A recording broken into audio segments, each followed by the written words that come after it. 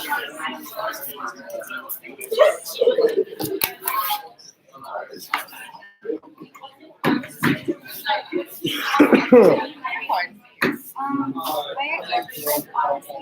guessing Hannah has one. Oh, and I think I have yours.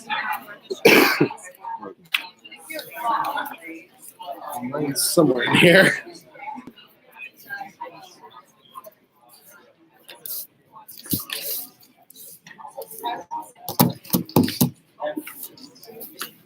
Long time to see. How are you? Good, how are you?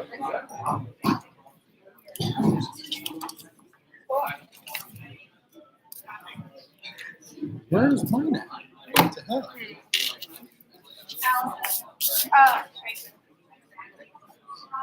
This leather here. Awesome name tags. I don't know where mine is. I'm pretty good behind people. So let's see what's all here. Unless it doesn't see. Oh, there it is. Thanks. Haley started Janie. staff.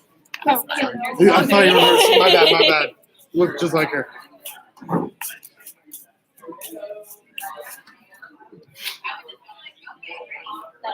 Sorry.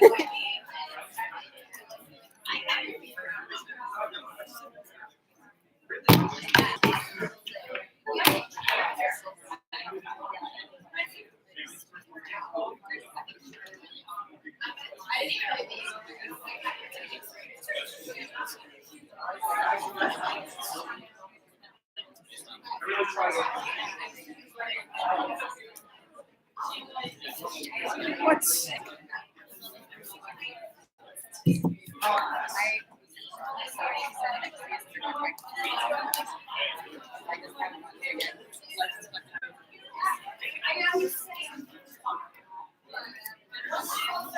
I think Lydia has the rest of them. These are all staff, vice commissioners. What? Where are the rest of the summaries? Vice commissioner. Vice commissioner. Vice commissioner. Vice commissioner. Love it. Go. Huh. Cool.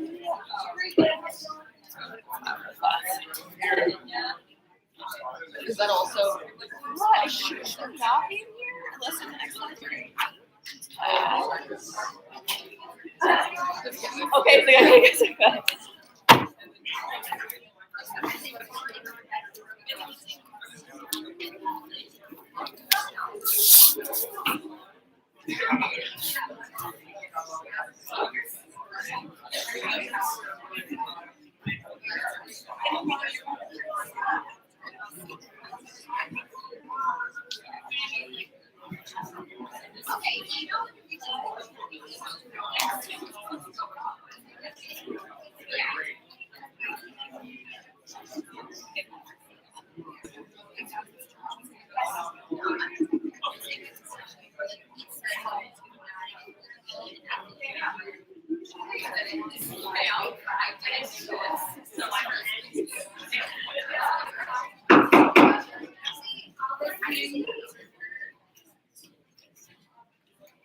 Hello, everyone. Happy week 5.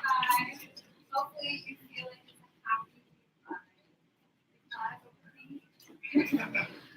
Okay, so we're going to start with student speak out. Any student speak out? I just wanted to thank everyone for being very welcoming to me as I joined Senate. It feels really nice to be here. I yield the rest of my time. Please so much. We're happy to have you. Yes. So I am just requesting, I know it's in Slack about 2 weeks ago, Q&A session. I think we should try to structure it in a very formal and very relaxed setting. And I really encourage them to try to figure out as an organization the best possible approach to that.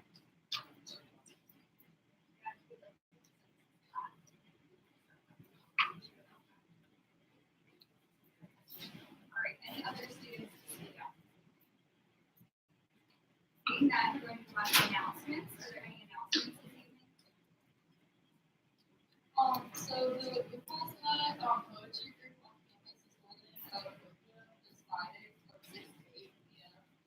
So your vote, Lois and writers together, and we'll be presenting in English, Spanish, but smaller than Chinese, like a variety of languages to try to show like poetry that and so that's the scripts on Friday.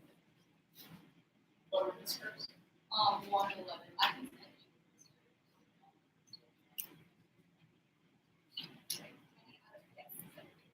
Tomorrow, at the bottom of the paper, is for Ohio Transportation Services, along with Athens Transit, will be tabling for Ohio Bus Transit. It's going on from 10 a.m. to 2.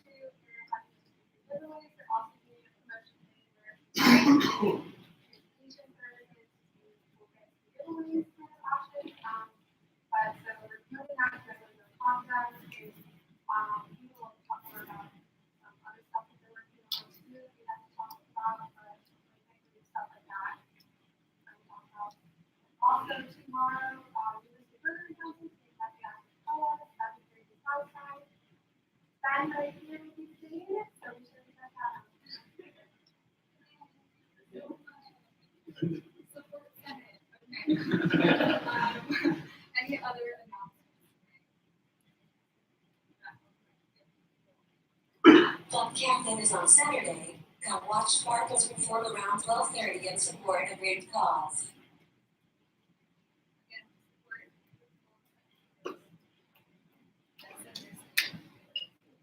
Our last meeting tonight at 9, where this magazine is having youth, and we're actually doing something special, so we're having a clothing store. So I don't think we us will have enough time to keep clothes safe, but you can get clothes for $2. Happy to have clothes on. Get rid of, exchange for something, it's $1. And that'd be tonight at 9, scoot over 40. Any other announcements? Great, so we're going to move on to our first presentation of the night. We're really excited to have the Vice President of Finance and Administration, Deb Schaefer, so let's give her a warm welcome.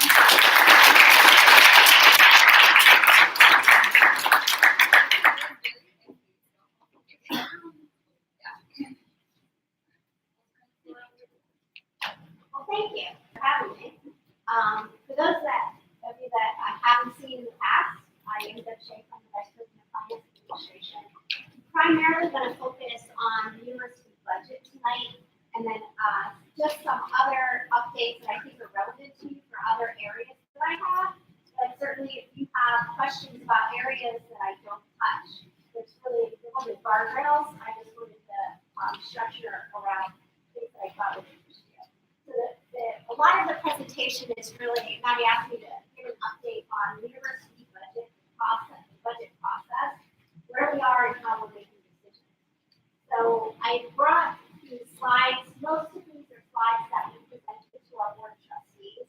They're also slides that we're using to talk to our university community, our faculty and staff, about where we are and the drivers of our budget and how we're making decisions moving forward. So starting with the current fiscal year, and I'm not going to go through these in detail, but really the purpose of this is to show that we're really on track with our budget for the current year. Our revenues, and you're going to see in a minute, our expenses are tracking with what we had expected them to track this year as an institution. And you can see through here that the predominant source of revenue for the institution is really what we can think of as tuitions, root support, and then state support. So those are our predominant, I think that's a surprise to you. And I'm going to break that down in a minute as we talk about the pressure of tuition versus the state support that we have. From an expense perspective, the university is predominantly made up of salaries, compensation, and benefits, because that is what our product is. You know, it is people. So you'll see that the majority of the university's budget comes in that format, and the rest of it is supporting expenses. A lot of conversation about using reserves. It's a complex subject, I would say. And you probably see in the paper and you hear the trustees who focus very much on are we or are we not using the university's reserves. So a lot, if you follow the papers about right state, and the challenges they had, before the faculty strike related to their financial troubles, because they used a lot of reserves, almost $100 million over a 5-year period, which seems like a lot, but it's not difficult to do in an environment which we are in, where our revenues are not increasing anywhere near commensurate expenses. And when you have an $800 million to $1 billion budget, and you spend $10 million a year more than you have out of your savings, that adds up very quickly. Over a few years, you can start using savings really fast. So we're very focused on trying to understand how much of our savings, which is what reserves really are. You know, you'll hear the term reserves, you'll hear net assets, but it's really, when you think about it, it's the university's savings account. And so the question is, how much of that savings account do we have to use to pay our budgeted operating expenses? Very much like your personal budget. Whether or not, whatever your expenses are, you have so much money every month to pay your expenses. If you have a shortfall, you have to go to your savings. You can't live off that because they will be depleted at some point in time. And so that's what most universities, not just Ohio University, not just Wright State, the entire nation, private and public, are all struggling with right now because everybody's trying to manage the cost of tuition. States are struggling to continue to support instruction at the level they have historically, and yet the cost of goods, and for us, that's predominantly personnel costs, salaries, but also benefits, continue to rise. And how do we manage that? We are in a market where we can perpetually give zero salary increases to our faculty and staff because we won't be able to keep the talent we have. So as we talk about, and I'm not going to go through them all, but that's what this concept of reserves means and why we're focusing so much. And we are spending university savings right now as we try to reposition our operating budget to be balanced in the future. The other thing we're using them for, and you'll see a term on here, the SOAR, at the very bottom under reserves, that where we're talking about spending strategic opportunity reserves, is what that means. So those are savings dollars that we set aside, and every year we take some of the income that we get from tuition's 2%, and we set that aside at the university level to strategically invest in new programs, in new initiatives to help position us to earn more revenues for the future. So those are dollars that we've already earned. We don't spend them or invest them until we earn them. So we earn them, put them in a savings account, and then we're spending them in the future. So we would always expect to be spending some level of reserves. That's healthy, right? Because we're earning them first, and then we're spending. It's the operating reserves that, as we're trying to deal with a structural imbalance, that are the pieces that we need to get also back into equilibrium. The other thing you will see and you will hear in the paper, and you'll talk about those of you that are finance or accounting majors, know that when we look at our balance sheet or our profit loss statement for the whole university every year, that we have significant, it might say that we have either made significant money or we've lost significant amounts of money. The majority of that is driven by our investment performance. At the university, we have almost $1 billion under management. That sounds really, really big. Like, well, why would you ever be worried about spending $10 million of reserves if you have $1 billion? But they aren't spendable dollars. So we have what's called endowment, permanently restricted dollars. That is more than $500 million of that. Those are dollars where somebody gives us money and says, you may never spend, I'm going to give you $1,000. You may never spend that $1,000. What you can spend is a percentage of that every year, which is presumed to be, we were gonna get it from making money in the investment. So our spending policy at the university on those dollars is 6%. 4% goes to what the donor said. So the donor gives us that $1,000 and says, you can spend your earnings on X, whether it's scholarships or faculty support, or they can say, I want it for a tree in the college green to maintenance. Whatever they say, that's the absolute only thing we can spend that on, and we can only spend those earnings. So that's $600 million. You probably heard about the century bonds that we issued a couple years ago. What they are is we went to the market and we borrowed $250 million of taxable debt. And we don't have to pay that $250 million back for 100 years. That's why they're called century bonds. So during that time, we're only paying interest. We took that $250 million, and that's when you hear about things that are funded in century bonds. We're using it to invest in our physical plant and deferred maintenance.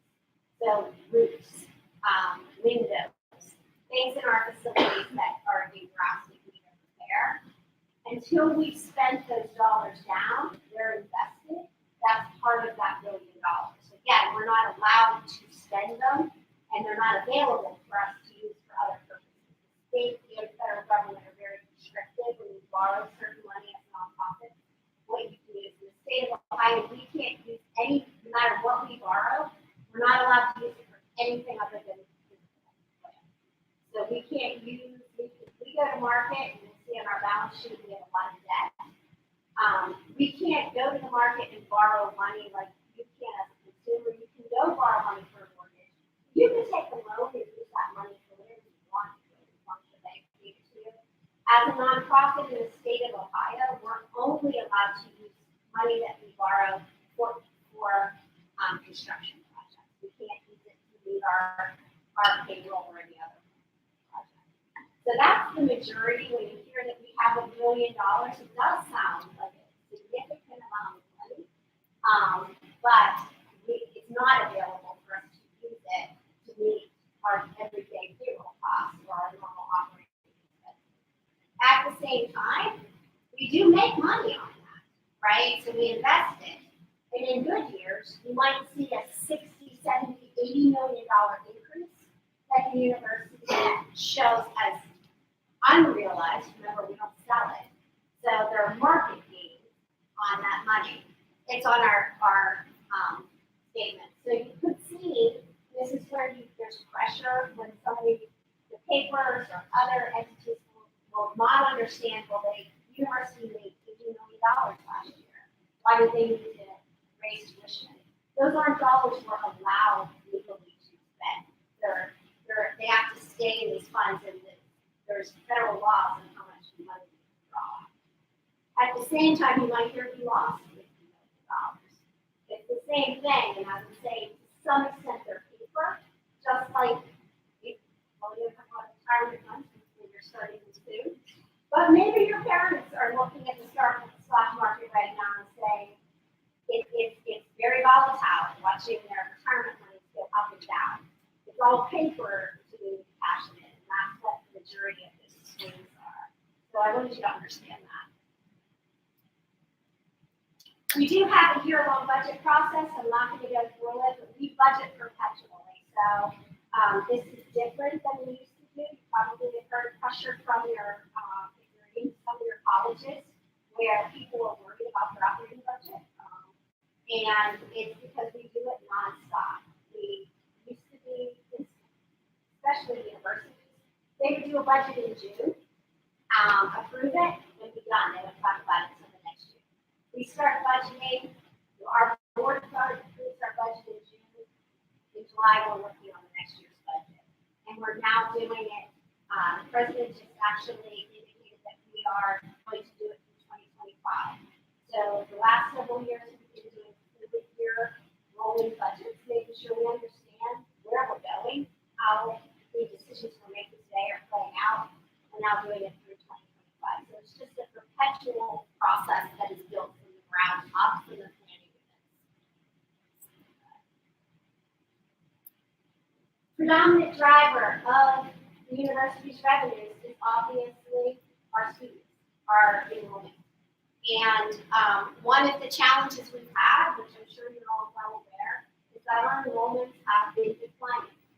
And they haven't been declining, it doesn't seem really significant if you compare, well, we were down 250 students in our freshman class, right?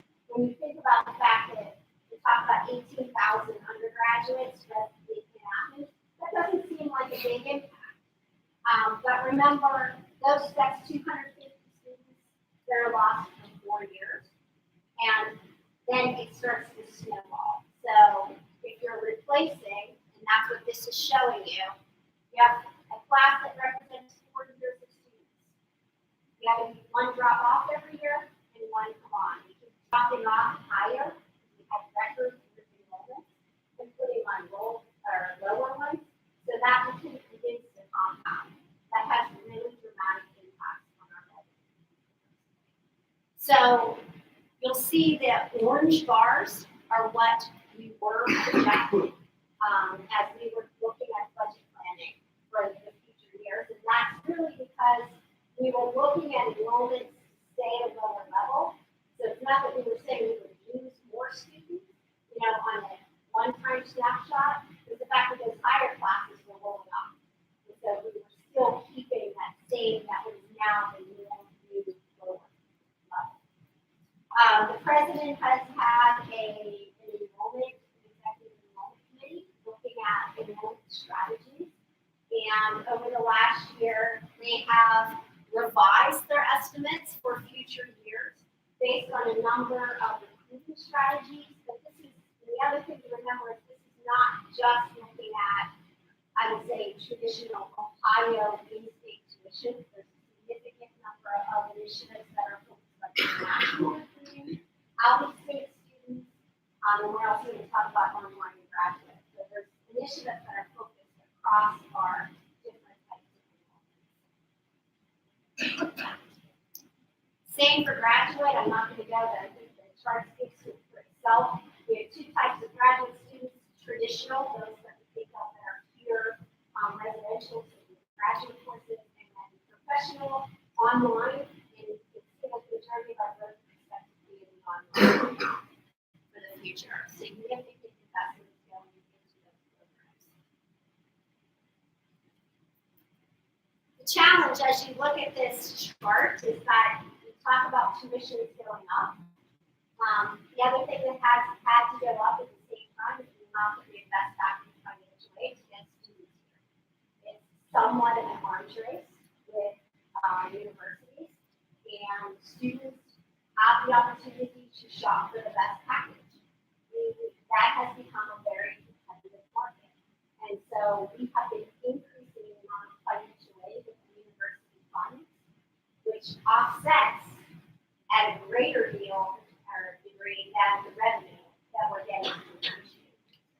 So from a net perspective over time, we've been reducing actually the amount of revenue that the university is bringing in. So that's a challenge. When you look at this chart, you'll notice it looks like it's flat, but the reality is there's no consideration for time value of money in this chart. So if you adjusted it for inflation, even over that period of time, we've actually got less revenues coming into the institution, even though our expenses are growing up.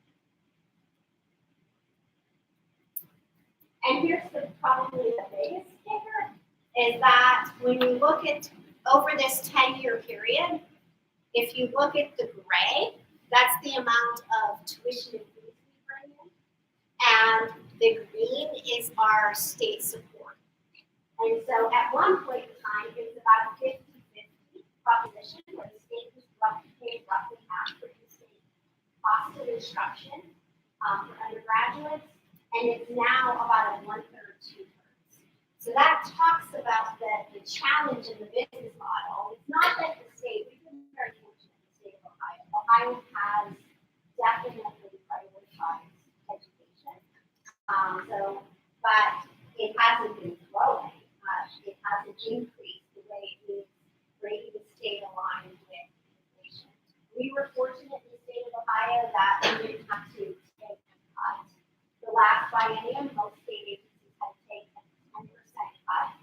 governor did keep higher education funding flat. So that's good. We were pleased with that, but it certainly did meet the rising costs of our expenses. So this is what's constantly, I would say, the pressure that we struggle with and that our board struggles with, and those of your representatives that go to Budget Planning Council struggle with is, what do you do related to making sure that we can pay our expenses, which means keep the talent that we have from our faculty and staff to have quality education against the pressure to keep tuition low when your state supports it. And so I think this is probably a very important chart. I know that Maddie's talked about initiatives for this Senate to have voice in campus and has been doing, trying to put statements. So even when we passed the tuition increase that was taken to the board through the Budget Planning Council, she read a statement into the minutes recognizing the need for more support and I'll say also acknowledging the challenge of the conflict of looking for a tuition increase, but knowing that it was needed. So the other thing that we are challenged with is we have a pretty ambitious, as you know, and we give you some information about our building projects. We had the need after probably 30 years of underinvestment in our facilities, our buildings on campus. We had a need to invest. It wasn't even, as you know, you're taking classes in those buildings. We weren't doing a whole lot of sexy things in those buildings. We were making sure that the roof didn't leak. You know, we were making sure the windows weren't falling in. But those investments couldn't be delayed anymore. It's, again, going back to it's your roof on your house at home.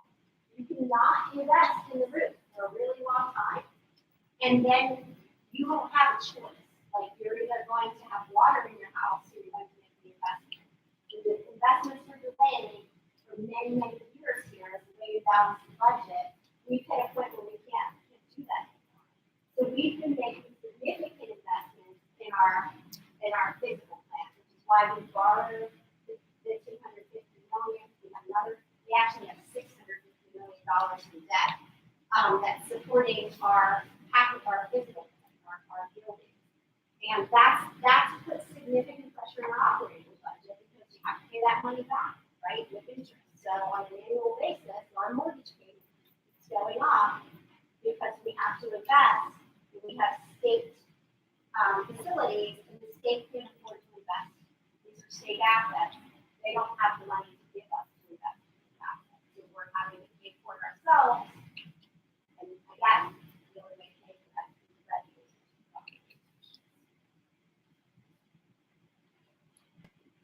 I won't go through, well, this is actually shown, I think you probably had a discussion here about the tuition increases that were taken to the board.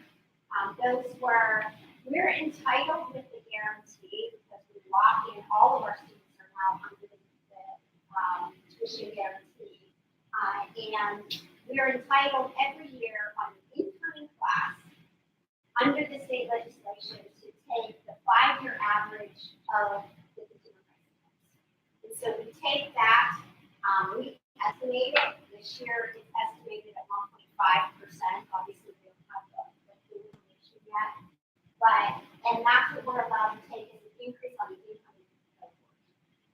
If there is a tuition cap other than 0, which is what the state has set our tuition cap at for the last 4 years. But if there's a tuition cap greater than 0, we are allowed to add it to that 5-year average of the CPI for the incoming cohort. Obviously, for everybody else, your tuition is frozen at the guarantee in the cohort you enter. So that's what we took to the board, is a recommendation that the board approval that 1.5, which we're entitled to under state code, plus 2%, and that was really assuming that the state will allow a 2% tuition cap this year. There's a lot of question about your take before you have the budget bill. We have a new governor. He's required that he doesn't have to issue his budget until the end of March. So we don't have a clue what the budget is going, what the governor is going to propose in the budget. That then has to go through the House and Senate, and then has to go through a reconciliation period. So we are able to at least June before we know whether or not the state's going to approve it. We were more or less doing two things. One, saying we need this money. We cannot balance our budget.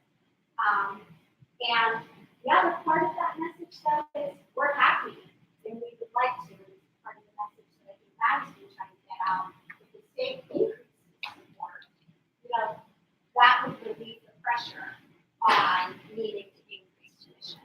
So we did this proactively. If the state has a 0% tuition cap again, the tuition increase for the incoming cohort will go back to the state language, which is 1.5%. This is that 5 years average, because they have to be 0. So it was conditional on the state. Yeah, I wanted to just clarify too, who this, like specifically would impact the business since everyone here is on guarantee. So if you could speak to that a little bit, sorry.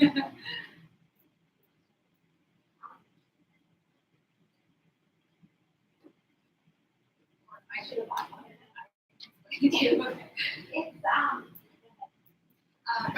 So this would be for the incoming class. So we're all under the guarantee right now, so this tuition increase would not be in place for anyone in this room, if that makes sense. The tuition increase would start with the incoming, like, first year class coming in fall of 2020. And then also any non-guaranteed students, so anyone who was here before the Ohio Guarantee Plan. I'll call it 50 years.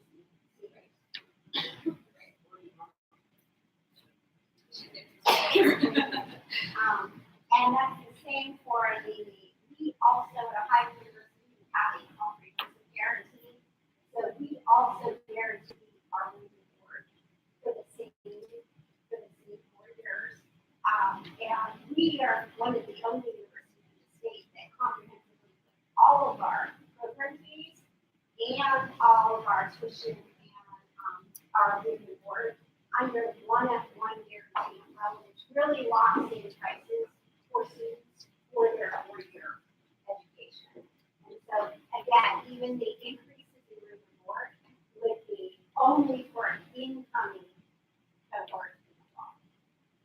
Any questions on that? So for the new students, will they be under a No, we're keeping the guarantee. It's just that so every year, so if we only had 4 years of students, freshman through senior, right now every one of those years is paying differently because of that increase this year.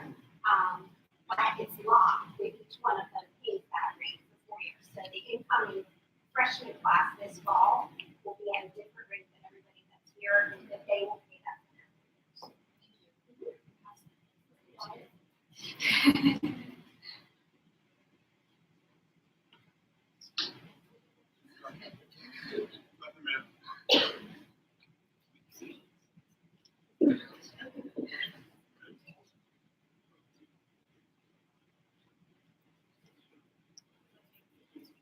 The other thing that was approved, which again, I hope you're aware of this, but if you're not, is we call it elective course charges. And so it was piloted last year, but the reality is that there are, this is a complete tax from the university. So no part of the revenue that's collected with this is staying to the university. 100% of it is actually going to a third party.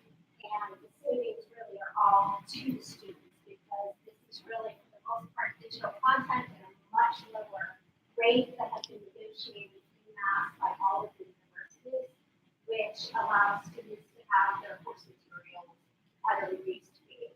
It is an elective fee for students. You can opt in or opt out. Obviously, if you opt out, you have to get your course materials somewhere else. But it is significant savings. The value is not only the savings, but it will bill directly through your student account. We collect the money that way and pass it on to them.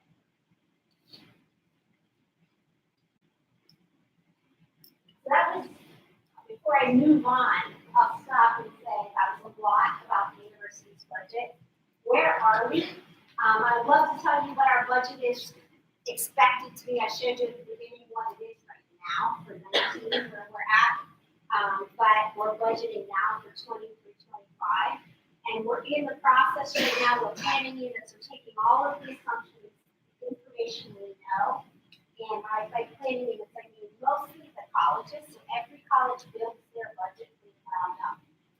All the administrative units were given a budget, so we don't really build, we just are taking what we had last year, we're cutting it because we were on a 7% reduction over 3 years. So for all of my units, all of Dr. Pina's units, all of anything that is administrative or central office, we were asked to reduce our expenses by 7% over 3 years. Next year is the third year of that. So there was no goal that we had to take so much per year. The goal was that by the end of that period of time, fiscal year 20, we had to have cut 7% of the budget. So our budget stays the same every year minus that reduction. For the colleges, they build their budgets based on assumptions we have related to tuition for collect, the number of students, their own programs because their graduate revenues, their research revenues, the amount of gifts. So all of that goes together. Their own direct expenses, which are all of the faculty and staff that are in the colleges, and then they pay a portion of the administrative costs. That is all of the central units, money units that we allocate out, which is why it's so important to reduce our costs because that reduced their costs in the colleges and allowed them to actually have to reduce less or find other alternatives to revenue. So that's the process we're in right now in building, and I can certainly come back once we actually have a budget and let you know what that looks like. One of the things we're trying to understand is what do we need to spend? We will be spending some of our savings in the next 5 years because we're repositioning the university's budget model. When we think about declining students, what does that mean for how much faculty and staff we need to be right-sized for a fewer number of students? When you think about delivering more online content, what are the costs associated with that? And how do we make those investments on the front end so that we can actually have the revenues as we move forward? Those are all the pieces that we're putting together right now so that we can come up with that new 5-year budget model. Any questions about the process and the position? It's more so about the budget that's allotted by the state. Is there anything that the university or students or anything put pressure on the state government to provide more funding? Well, I mean, it's certainly, I know that Maddie goes off and the Senate goes off, and I think testifies often throughout the year and in any format that they can. That's important. I think being part of your state organizations to have voice is important. I think the university certainly has a number of ways that you have voice. All of the vice presidents have different boards to testify. So, I mean, certainly your state legislators are a part of and have voice in, everybody's in the area. So those are all ways. I will say, although I do think it's important to continue to put pressure, state for that support is what it is related to both for students to have access to higher education, but also to make it affordable and manage costs. Again, I would say the state of Ohio, not that we're the best in the nation, but we've been very fortunate that there are states that have had much more significant reductions just based on the federal budget. You may not specifically know this question, but I am the Senator for the College of Fine Arts, and I know we've been having a lot of issues with our students. So I was just wondering if you could, if you knew how the money that's dedicated towards fixing and keeping maintenance on the buildings, how that's allocated to each different college. Yes. So I'll start by saying the College of Fine Arts is having some significant challenges. I mean, I don't know building or which major you're in, but certainly Cantor, flooded this week. So, which if you, any of you have seen the streets torn up in front of Schoonover, that would be why. The city did locate, the one today is 23 feet down, a break in one sanitation pipe, which caused the water, the rising water tables to come back up for almost before Cantor. So it flooded twice last weekend. Unrelated to the deferred maintenance, not that there's not significant deferred maintenance in that in Cantor. The College of Fine Arts, I would say, is the next thing we have to deal with as far as significant facilities. I think for the university, I would say that the first priority, and all of the colleges agreed, we had to deal with our study labs, our maybe literature, was the number one priority that all of our kids rated. So that was a strategy we had to solve for, and we solved for it. We've got a multi-phase strategy that's in process.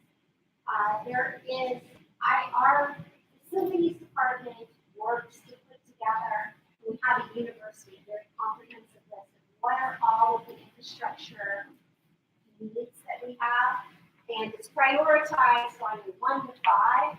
We are a long way from ever getting to the ones. And those ones are all things that we would consider critical infrastructure for life safety. So anything that is in those range gets categorized as a 1, and then within those ones, we evaluate the likelihood of failure or the impact to the buildings or the programs. So that's how we make decisions. It's not based on a college or that any individual college, any individual major gets so much of the pie. It's really based on the entire university and what's the risk to our plan. So we have significantly more need, obviously, than we can address. And every year we reprioritize and try to make sure that if we have new information that we're addressing the facilities that we need. Any other questions?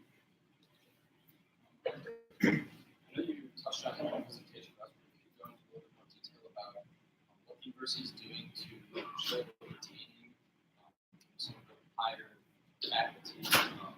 Also, over the years, we've heard lots of complaints with graduate students, graduate assistants. Obviously, maintaining those elements of the university are fundamental to our long-term financial stability. It seems like it's been a big issue. Different challenges, but yes. I will say that going back to our core business is people, right? It's creating, it's investing in people, that's what education is, and it's having the people that are able to do that, which is our faculty and our staff. And compensation, I would say, is a primary, it's been one of the top priorities of the board of trustees. The challenge goes back to how do you prioritize compensation in an environment where your expenses are growing so much faster than your revenues. And we have to make sure that we are maintaining financial stability of the university long term. And that's a significant challenge that we have right now. The other thing that we're challenged with, the whole nation is the fact that healthcare is growing so much faster than anything else.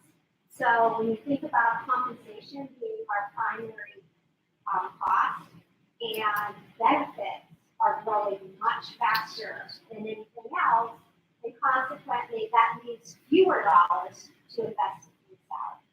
So it's a challenge. What are we doing? We're trying to find other incentives. We try to have a work environment. Higher education, I would say, is usually a more flexible work environment than some other industries.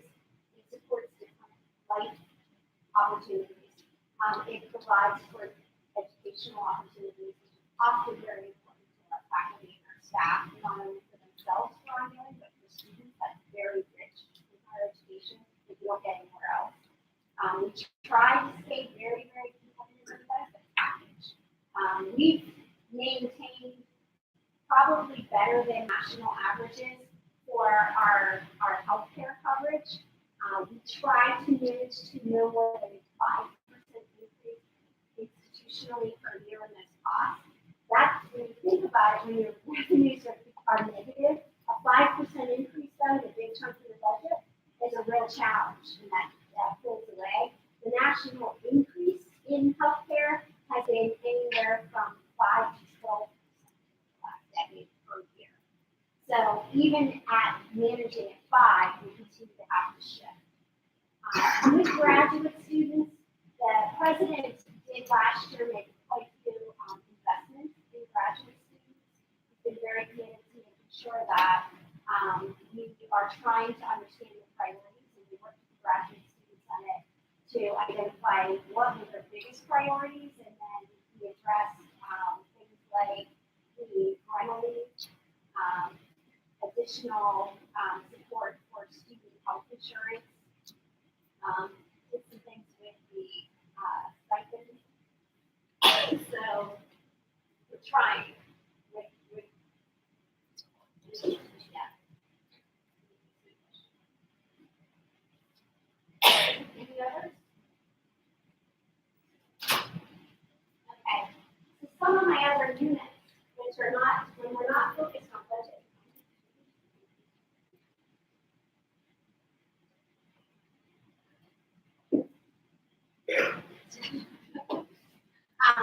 I just wanted to give you an awareness of some things that are going on that will affect students, maybe not today, but at some point.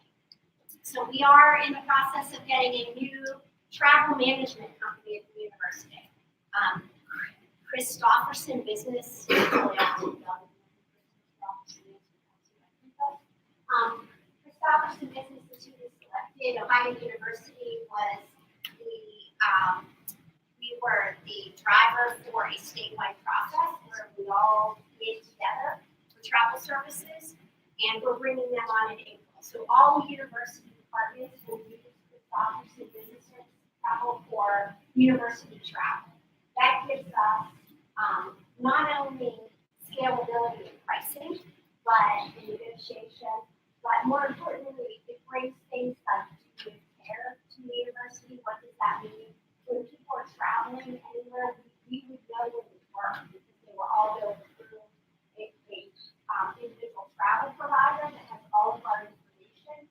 And that means that if there is a crisis somewhere, and it doesn't have to be internationally, we have crises everywhere throughout the world, we can actually get support, get communications, know who they are, and help. And that's really important in today's world. One of the things that we will do in the future is we will be trying to bring on student travel and make it accessible for students.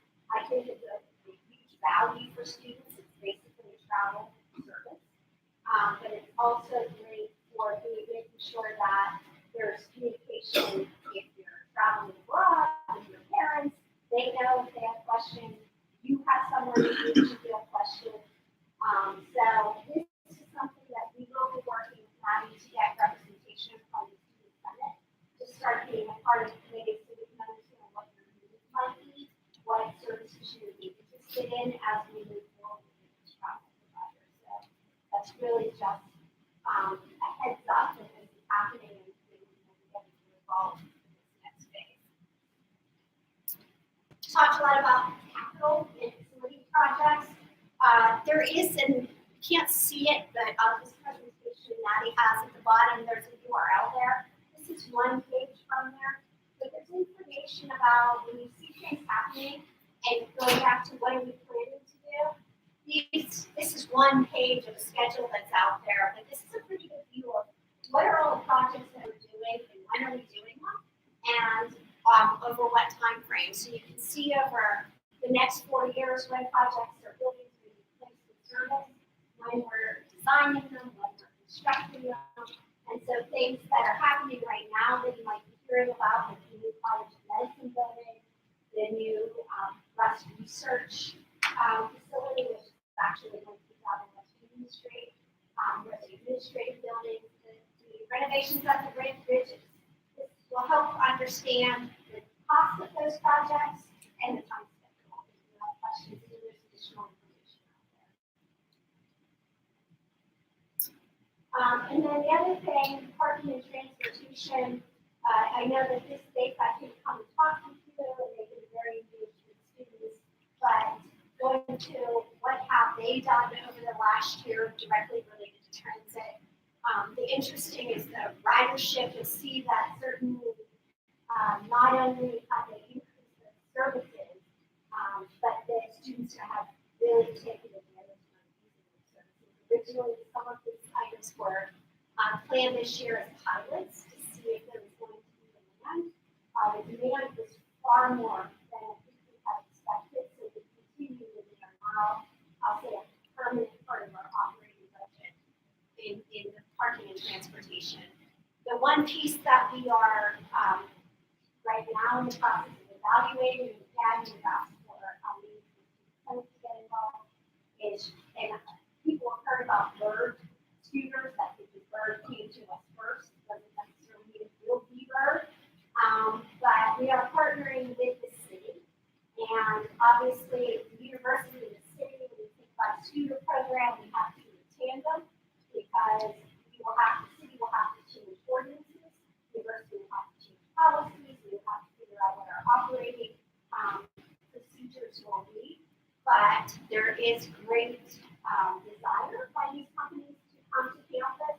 We know they're going to come at some point in time, when they won't make up in the scooters, so we're trying to actually control how that is implemented in which companies. So we have just started conversation. Our expectation is that we will move with the city and tandem together, select into a pilot with a company before we would, in pilot meeting, smaller scale, fewer number of scooters, so we can understand what the impacts are, and what did we think about, what didn't we think about. We are also visiting with other universities and other cities that have already implemented to understand how to change ordinances and policies, what would the impact on campus, and how the program works. So that's another item that's currently on the gallery that we have briefed Maddie on, and that there will be a group of students that will be participating in that project.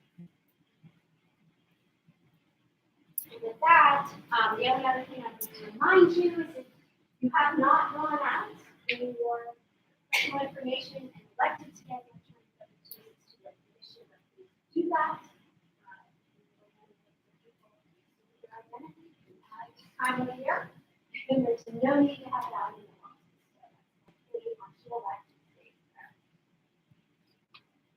With that, any questions about? Any final questions? And again, I do occur regularly in addition to I'm on budget and numbers we mentioned. So I'm happy to bring any questions that you have or really interested in the process. I can send you some of these slides. I have lots and lots of them for you to see that I can probably share.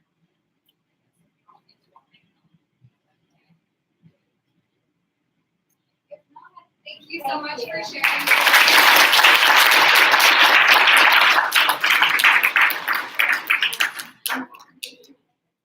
Okay, so we're going to move on to our second presentation for the evening. This is a last minute one that was added to today after voting with Commissioner Gratis. So we have Dylan from Culinary Services here, obviously, to deliberate with us tonight. So I'm Dylan Barnhouse, current union president. Many of you who interact with our union employees, whether that be grounds, culinary, airport, any of the moving services personnel. I'm the person, Maggie's equivalent for that. So recently we had 3 sous chefs positions come posted. Immediately I got quite a bit of feedback from my personnel. When I started checking into it, I started getting a little bit of conduit. The students expressing some of the concerns through the employees that I represent. So I continue to follow up. I reached out to Maddie, we put me in contact with Hunter, and we had conversations.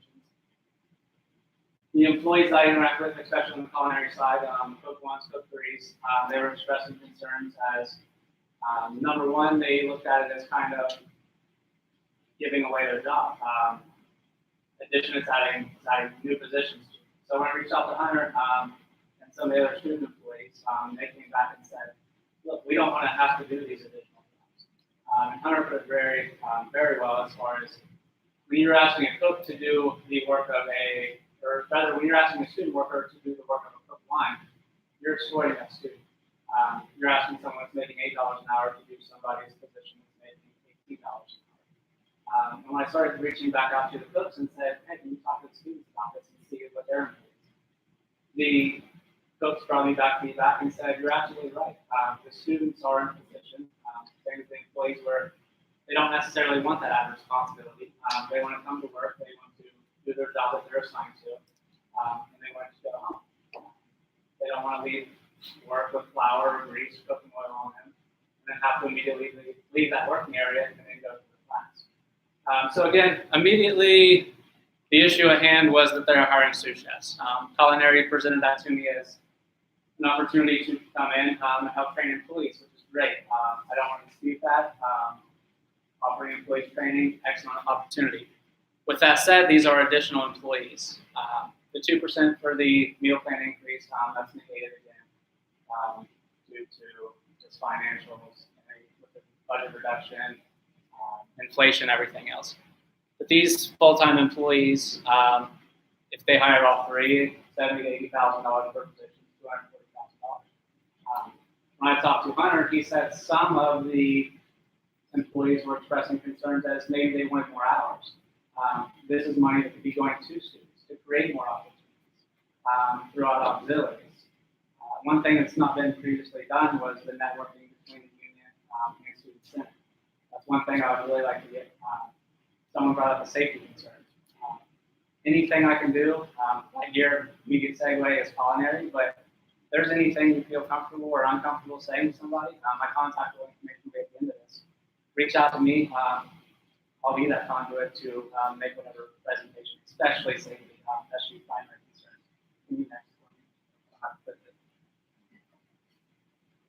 So these are just like the immediate trends. Currently, culinary staffing, and this is again from the FY19 budget book. There are 172 Ask Me employees, which again, this is culinary specific talk, so those are your frontline, those are your cooks, those are your custodians. Out of that, there are 60 administrators. So that's every one supervisor is over 3 employees. Now, granted, that number is blurred because you're not factoring in your student employees. However, with that said, during the summer, there are no employees. The culinary services are laid off. They go to housing and residential to help the building firms, which is absolutely needed.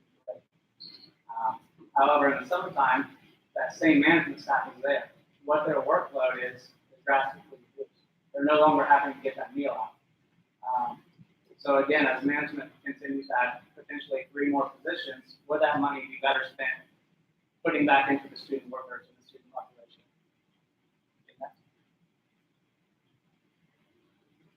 So again, this is just a quick summary from Hunter and I's discussions. So the students being asked to fill the full-time employees, again, kind of an exploitation. The students, the folks from both sides of it, the students didn't really feel like they could come forward and say, hey, I don't want to do that extra work. It's their job. When they're told to do it, they just go, they do it. They don't feel like they have a voice. That's not on the student side, not just on the bargaining wide. That's with any position.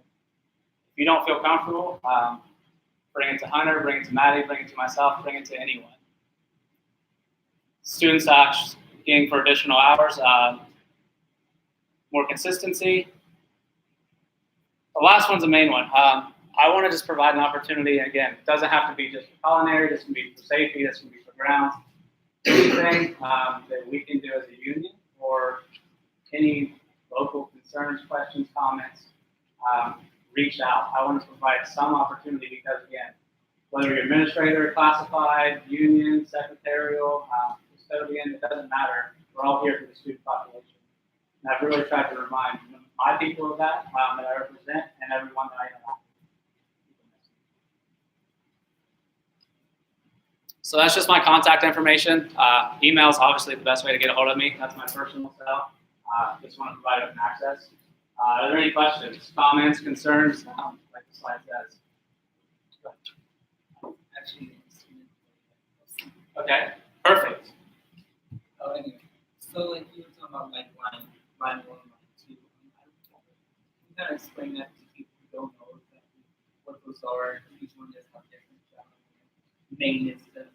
So I kind of explain what those are and then how like students what they're exactly taking. Some people may exactly know like what each position is actually currently doing.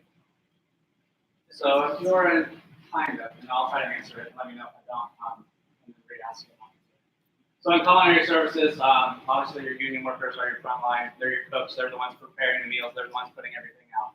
The students in the majority of the operations are not the ones that are on the grill, they're not cooking the burgers, they're doing behind the scenes things, the little things, prepping, making sure all the utensils are out there, cleaning up tables. Because again, from the interactions I've had, and correct me if I'm wrong, the student population doesn't want to be cooking.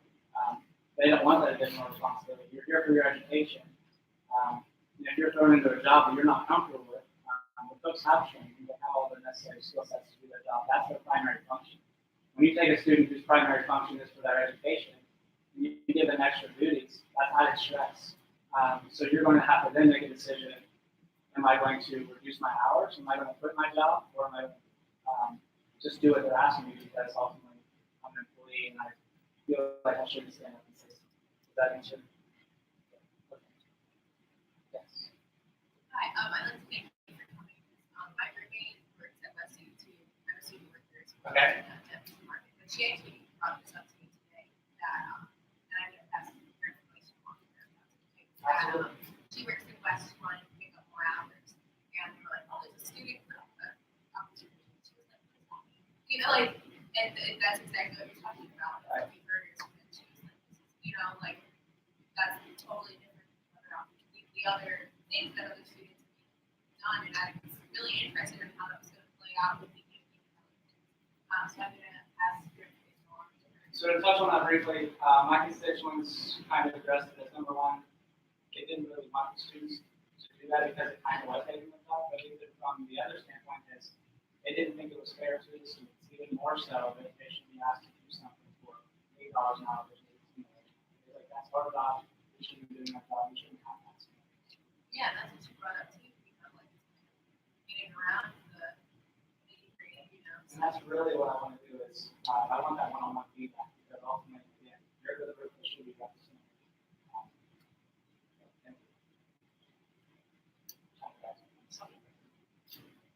Yeah. Outside. I don't know how this, like, what categories fall under. One of my friends works at West 82, and she's been, like, trying to get more hours.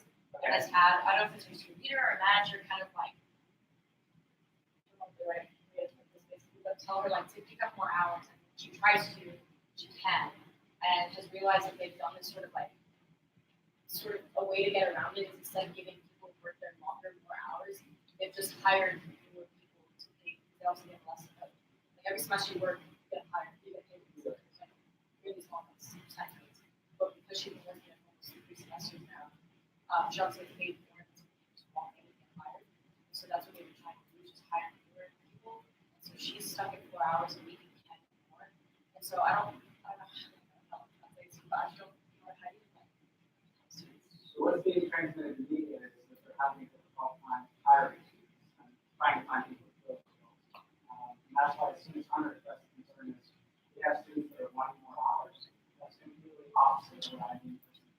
We're having a difficult time filling positions, and the hours should be exponential. If you want 20 hours, you should go to 20 hours. So I might just, I feel like we're Okay. So they are hiring for these new full-time positions because for those duties that they were giving to students before. So the new positions, they currently have cook threes, which is essentially, I mean, it's just your lead.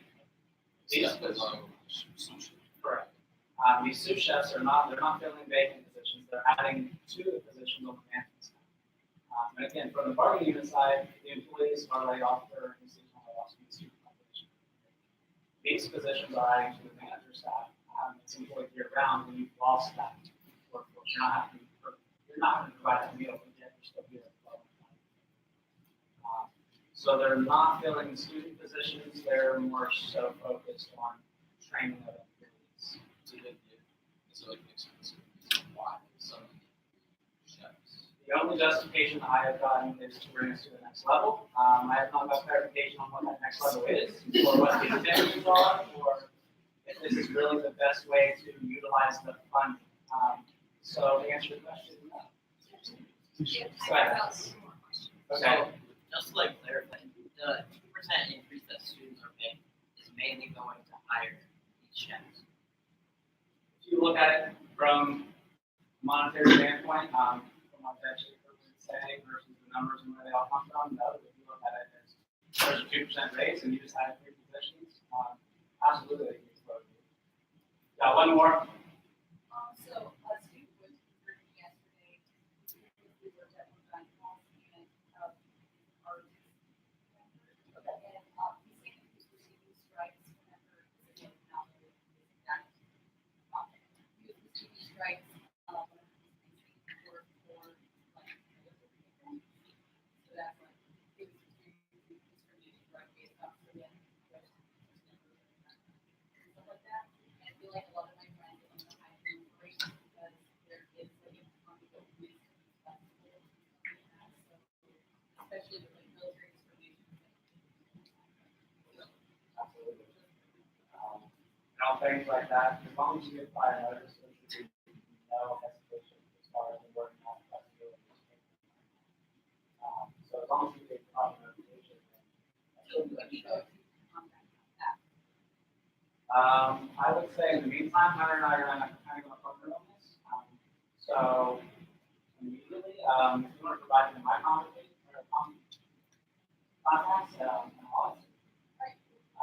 feel free to spread that out to everyone. Unfortunately, yes, but I do want to encourage you all, this is a great thing to talk to your constituents about, so please reach out, ask these questions, get in touch with Dylan, one for the presentation, but just contact. Thank you so much for last minute coming in tonight. Absolutely.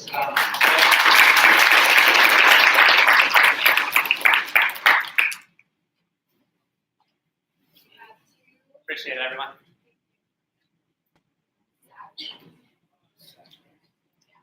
Okay, we have a presentation next, about OSGS, I'm going to be very quick. They're my people. Thank you.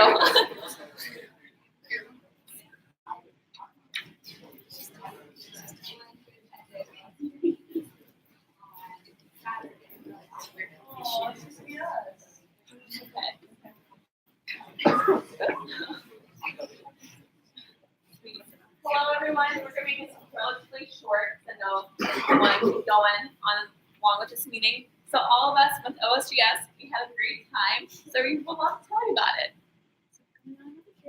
So this got bright and early. Our person got up at 4:45. It was great.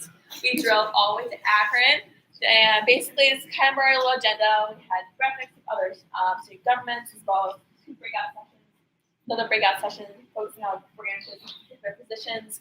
Had lunch, had a keynote panel with all the presidents of the student governments that were there on the panel. Hannah represented us on that panel. And we also had our public discussion. So that's kind of our gist of our presentation. So we got there, we were live, even though it was like at 9 a.m. So breakout session 1, so there's 2 different breakout sessions. One was start with why, and also administrative with people too. So for those who had went to start with why, you can speak on that really fast. Sure, I can if you guys want. So basically they talked about how a lot of student governments as well as unsuccessful companies start with the what as their primary thing that they do. So a lot of student governments were struggling with just becoming like a programming board, and then they figure out their how and then their what, why. And so this one was encouraging people to think about your why first, and then your how, and then your what. One thing that I don't know if the word is get out of it, but I really felt like our student government I feel like we know what our why is. So it was kind of encouraging to hear that other people were still struggling with that, but we're already there. A lot of the things I felt like we were kind of like the top tier, to be honest, of like different universities. Like it was really cool to see that we're doing a lot of things right. So yeah. So some of us sat in administrative people too. So of course we have Dr. Freeman and Dr. Paul Jones' face on here because they're also our people. So their VP of Student Affairs spoke to us, and he talked about connecting with administrators and talking about how we want to honestly talk to them. It's okay to disagree with your administrators. We're here to represent students, as well as connecting with one administrator creates a whole entire network. Of course, we know Dr. Tia, for instance, he's of course knows a lot of other administrators that can help us connect with. Another point is that set expectations and kind of responsibilities at the beginning of the year, so you know what you want to accomplish throughout the year. Also, have small talk, have personal relationships. I know he talked about asking to have a pet, like a dog, because he doesn't like dogs. Anyone else wanted to add in that presentation at all? But cool. Moving on.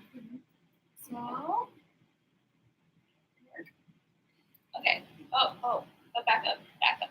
So next we had a breakout. So Hannah sat on the presidential and VP breakout. I personally sat out on the executive, and then everyone else sat on the legislative. A lot of other student governments are modeled off more of our national governments, so we're different in this way. So I don't know if Hannah wants to briefly talk about. Oh yeah, well, so I guess we have, just to add on to what Lydia was saying, we have a 2-branch. We have Senate and then the judicial panel. A lot have a 3-branch, so they have those two, as well as an executive. So it would kind of be like the 3 of us would be separate from the body. But in the presidential one, we just talked about different issues with retention to each student government, which again is not as much of an issue. A lot of places have like 12 people in their student government. So, yeah, we have like 95. So it was more, honestly, it was a lot of sharing experience and trying to help other student body presidents. In my breakout, we mostly talked about safety on campus as well as connecting with administrators and also basically how we're formatted. Unfortunately, we only had an hour, so we kind of got on like really surface level and not really super deep conversations. I don't know if anyone had a fantastic experience that they want to talk about. I really liked it. Like, this is my favorite part of the whole conference. There was, it was really interesting because they don't have as many people in their center, or their student governments, they usually call. But like a lot of people are interested in my position, and I was with a representative from the College of Public Health from Kent, who was really interested in Chat Lab and like the Period Project, and was getting it started there, and was like so excited. So during lunch, she sat down with Hannah and Lydia, like for a quick like 15-minute, and like Hannah pulled up like all this stuff, and like I was so excited for her to like start that, and like she was talking about like her position, relating it to, you know, she really sounded like she was taking it women's affairs way without, you know, having that with like a public health background. That was really interesting seeing somebody else like very excited about what we were doing. Have other key points? Yeah, a lot of people were impressed with our commission structure and how we got to represent the diverse groups on campus, diverse groups of the state population. I thought that's really cool to get that feedback about us. We're gonna keep moving on. So next, we have breakout session 2. So unfortunately, the Akron police had to cancel talking about more safety elements on campus. So I'm gonna skip list episode 5 since we already had that. So we had communications and public relations. So Megan talked to us, who's the communications director for Akron. She talks about basically crisis communication at universities, as well as building a brand about being transparent and consistent messaging. And so being genuine is UA is you have to find your voice in 3 words to kind of narrow in your focus on your brand, and also make sure if there's any angry messages, pull it to the DMs. That's why I learned. I don't know if anyone else has anything to say, but that's kind of all about that. So next we had lunchtime, which is a presidential panel. I don't know, it was really cool. A lot better than last year, personally. Yeah, they've just had all of the presidents and VPs who were filling in for the presidents just talk about different questions. They asked us questions in front of everyone that was there about what like our most interesting leadership experience was, like what you would call the presidency in one word, different fun things like that. It was fun to be a part of. So also we had a roundtable discussion. We had two kind of groups. So one is about effective leadership. So what I got from that was basically being passionate around your team members.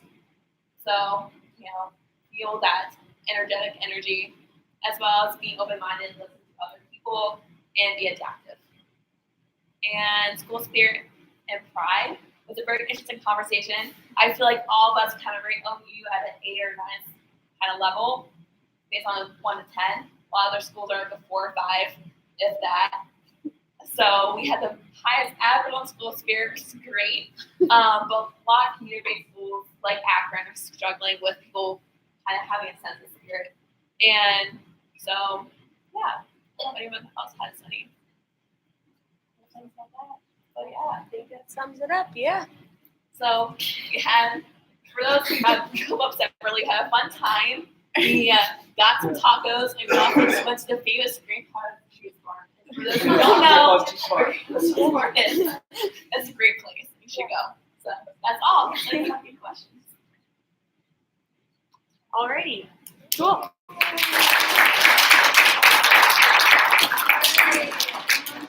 Stay up here. Yeah. All right. Again, emphasize. Yeah. Yeah, I'll take it. All right. SAC. So we are SAC. We are a commission in the Student Senate. All of you see this in every week. So we are, we run on a biweekly and semesterly funding. So every 2 weeks we meet to review biweekly funding, and every semester we review semesterly funding. We have 1 SAC GA commissioner, 3 vice commissioners, 2 senators, and 9 delegates. I will introduce these people now. Casey is our GA. She's up there. She is our equivalent to Todd. So she works in the CIC. There's me. We have Justin right up there. He is operations. And we have Morgan, who is our outreach. Oh, well, and we have Michaela too, who is not here. But I'll click. Oh, no. okay. So now I'm gonna give it off to Morgan, who's gonna talk about our frequently asked questions. Hi everyone. So like Zach said, my job on SAC is campus outreach, which means I basically present similar things to the leaders of student orgs every year. I don't know if any of you guys have attended those, but I give SAC info sessions similar to this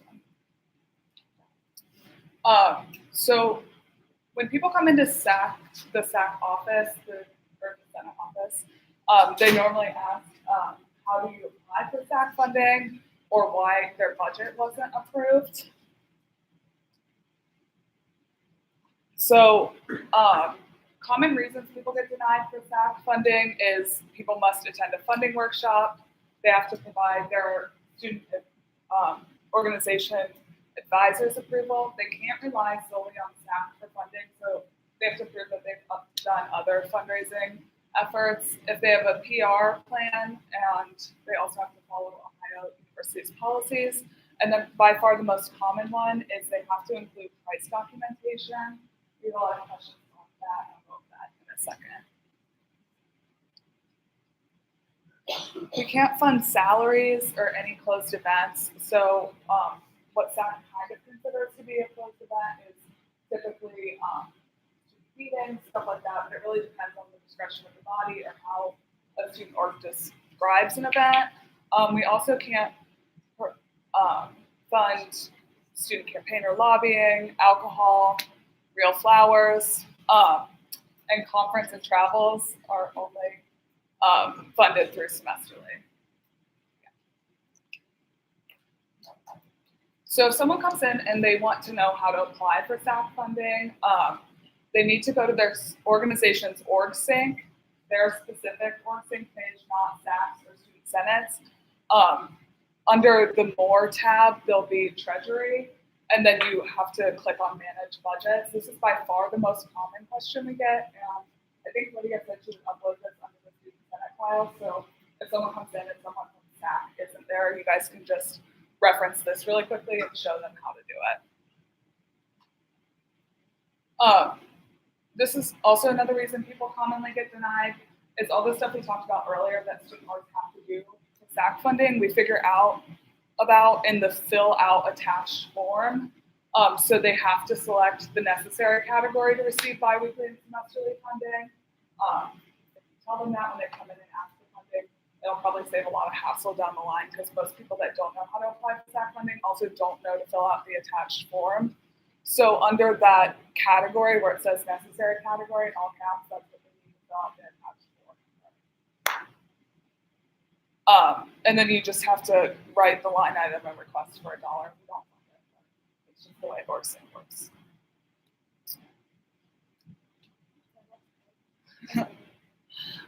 So biweekly versus semesterly. Biweekly, we don't fund travel. It's a $1,500 cap per application. We review every other Sunday between 12 and 2, and then we have what we call U funding, spot funding. Doesn't matter, it's the same application. And then semesterly funding, we do week 11 of every semester. So week 11 of this semester will be when people have to apply for semesterly funding for the fall semester. And this all comes out of spot, and we have about $40,000 per semester.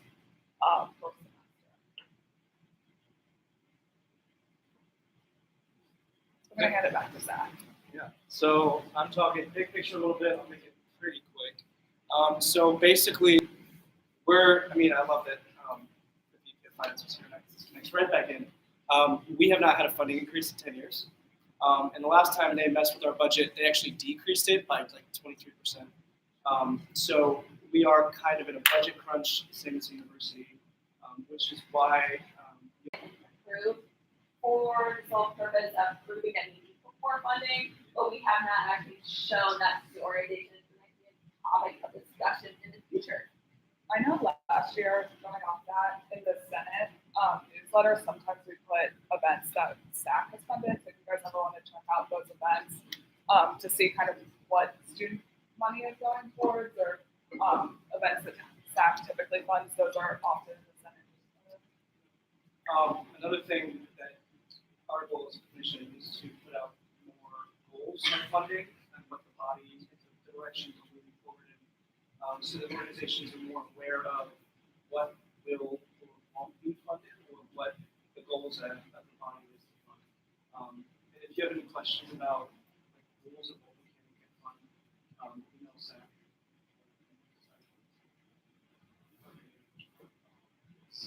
I share a question, but I know each year that I go into school year, past 4 years, it seems like every year the SAC has undergone like this huge readjustment and like restructuring. And I'm just wondering, obviously there's been a lot of budgetary stuff, more student orders, like kind of save money. But so far, do you all see like any issues in the way that it's operating right now, or like things that students are chronically like really confused about? Because it does seem like people come in big and office. Yes. I don't know exactly what the currently we're undergoing a big rules and procedures kind of redo. We're revamping it so that it makes sense. It's also just kind of being the most efficient that it can be, which of course in a body of volunteer students, you're not always going to achieve, but that's always a goal. So just more follow through. I think that as we move forward, we have a great team, and we're working with a lot of people to make sure that we're more transparent in what students hear back from us. Anybody else? Good. Yeah, I think Jane's here, Sam's here. That's Zach. All right, thank you so much.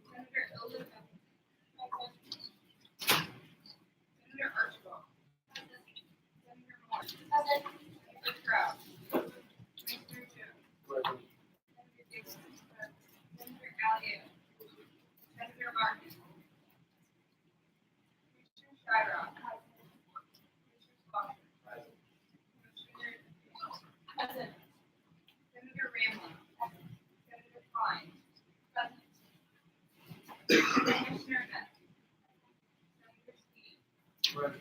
Senator Newman. Present. Commissioner Zimmerman. Yes. Senator Reader. Present. Senator DeBose. Commissioner Smith. Senator Chapman. Present. Senator Schmidt. Present. Senator Levon. Copy. Senator Bridges. Senator Steele. Here. Present. Commissioner Grafton. Senator Carmen. Senator Connor Sweeney. Senator Singh. Commissioner Holkey. Senator Baker. Senator Johnson. Senator Madison. Senator Stewart.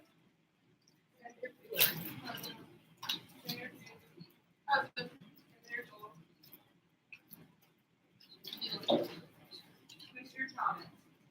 Senator Peterson. Senator Kramer. Present. Senator Addison. Senator Miller. Commissioner Webster. Present. Senator Carrier. Present. Senator McAdams. Present. Okay, are there any additions to the agenda this evening? I motion to add resolution 18-1981 and resolution 18-1982 to the agenda. All those in favor of adding those two resolutions, please raise your hand. All those opposed, abstentions, motion so added. Okay, going to, we want to approve of previous meeting minutes. All those in favor of approving the meeting minutes from the first six. Please raise your hand. All those opposed, abstentions, minutes are approved. We do have old business today. You'll remember we had one resolution tabled last week. So we are going to start conversating that. So, resolution 18-1970, a resolution to create a maritime status for members of the judicial panel and formalize their ability to receive civil honors. Whereas there is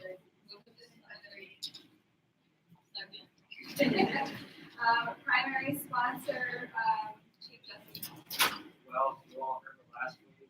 This will give members of the judicial panel the ability to apply for and potentially receive both the maritime status and or senior honors. As it's set out in the rules and procedures now, this can happen.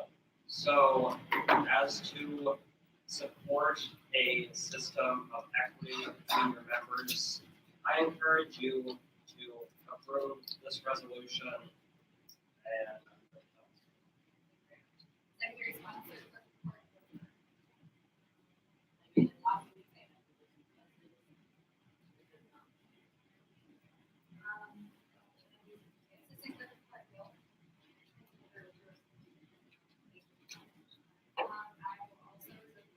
Actually, I will just note that there is another resolution on the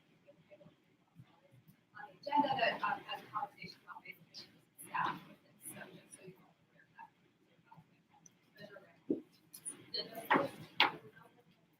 Commissioner Thomas.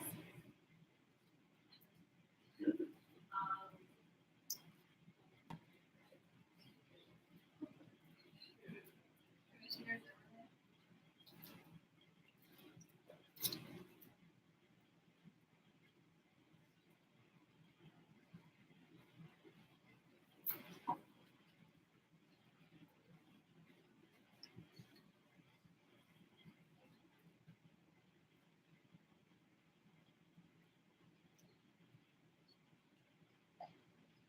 I reserve the balance of my time. Commissioner Flasher. I actually recommend just because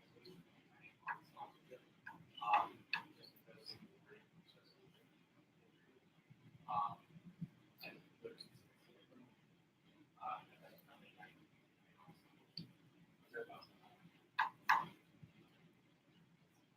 All right, and I don't believe anyone else is.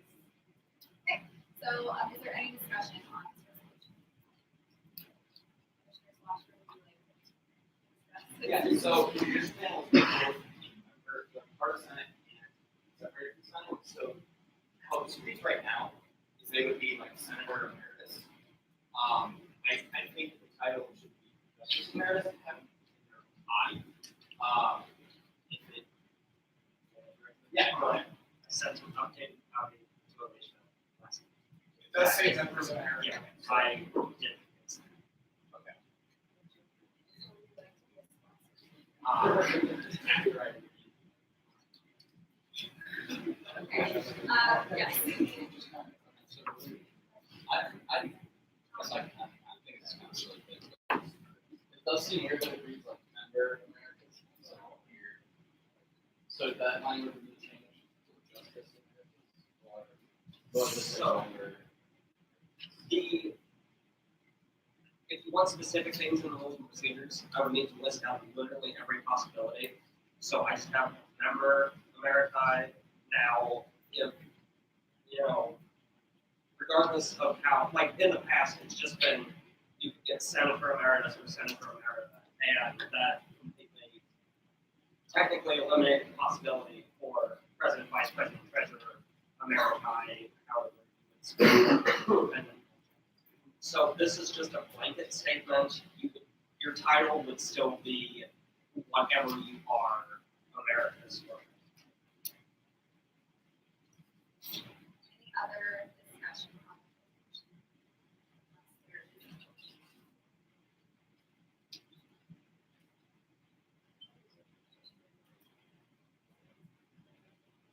on So just to clarify, where are we on the thoughts on the voting rights of the American members? They do not.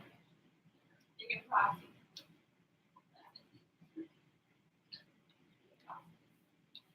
You can clarify.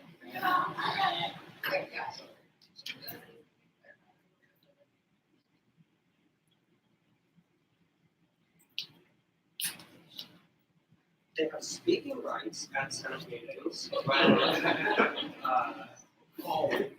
acknowledged by the presiding officer, but everyone does. You do not need to be Also, there's supposed to be a public plaque where all the names of the member. I know, that's the rules and procedures. And then they're allowed to ask speaking privileges only upon recognition of the president. Full use of the Senate office, while a student. So I'd like to say that this can be a future conversation too, if anyone has strong feelings about what this should look like in the rules and procedures. I really encourage you to go talk to the judicial panel, determine if there are steps.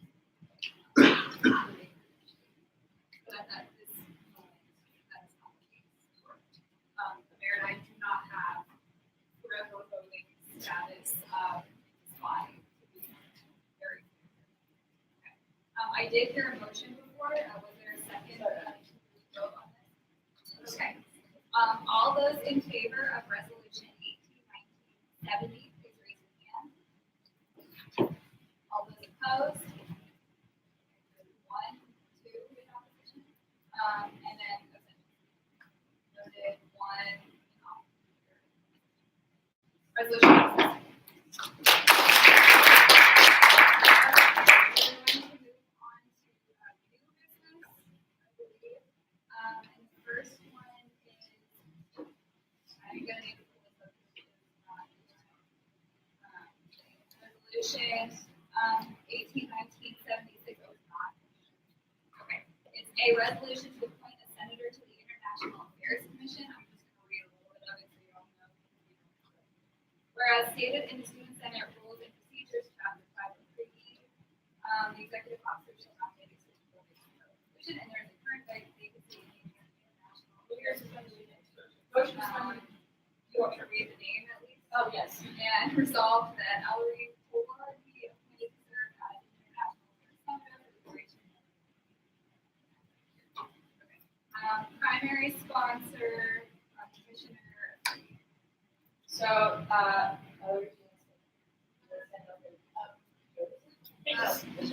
this is Ellery. She's the new senator on our commission. She's now the International Affairs Commission, which is great. Love it. Ellery's interview was great. We really talked about the ideas and issues we wanted to have going forward. Ellery's able to office issues that she has to commission herself. Sorry. Y'all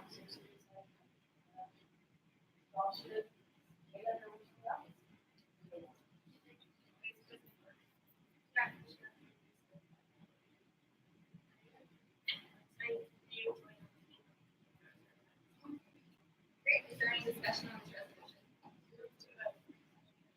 those in favor of Senate Resolution 18-1976, please raise your hand. All those opposed? Abstentions? Resolution passes. Resolution 18-1977, a resolution to fund a keynote speaker for the Environmental Justice Summit. Primary sponsor, Chairperson. Yeah, so everything checked out this one. Wasn't too much to it. Reviewed the budget application committee. Reports that have been also here. I would approval. I yield to the leader of the Commission. Yes, so John Francis is a really cool environmentalist, and we are speakers. I'll have your request tonight for 2,200 out of 2,500, so we're asking to cover that so that we can spend our discussion on Our secondary sponsor, Senator Lord, is not here tonight, so is there any discussion on this resolution? Okay. All right, all those in favor of Senate Resolution 18-1977, please raise your hand. All those opposed? Abstentions? Resolution passes. Resolution 18-1978, a resolution to purchase a table for the MLK branch, whereas you have second reading, primary sponsor, Chairperson. So yeah, once again, this was pretty straightforward. Let's do it. On the budget application committee, reports that have been on the experience, approval. I yield to the leader of the Commission. Yeah, well, for the okay, first, we'll do it. Well, first, I'm good.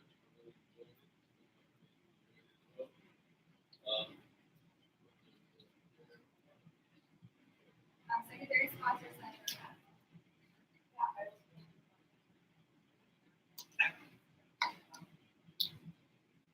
Discussion on this resolution. Okay, one question.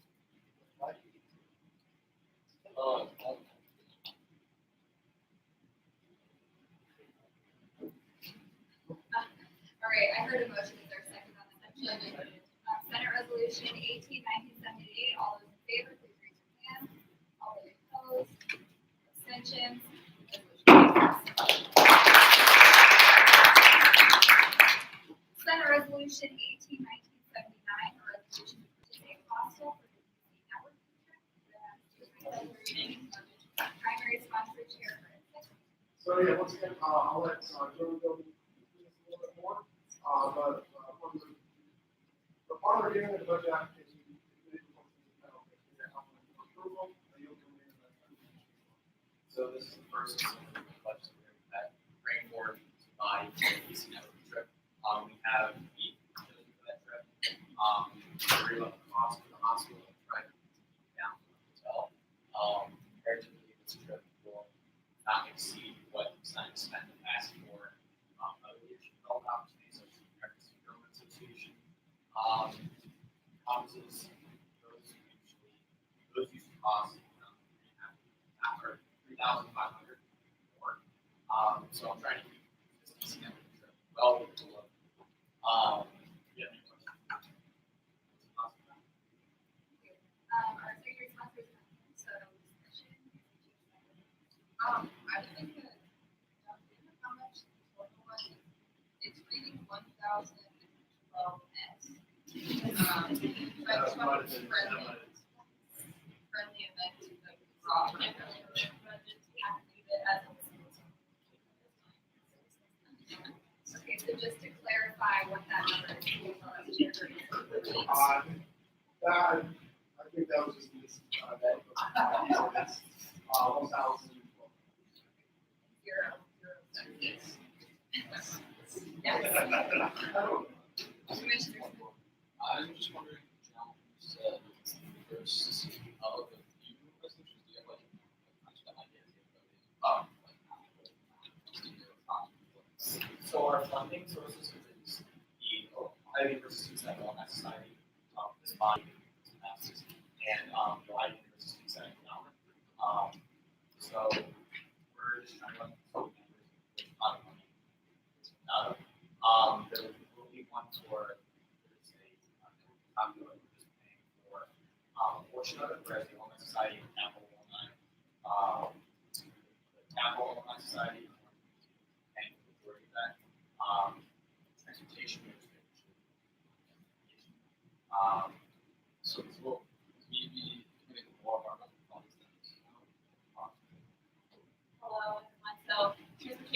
also then we'll be down and only let it probably pass and stuff moving forward. That's it.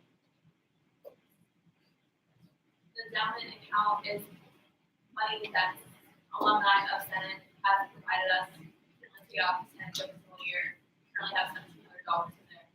So the hope to cover our section. We're going to try to save a little bit extra money for next year.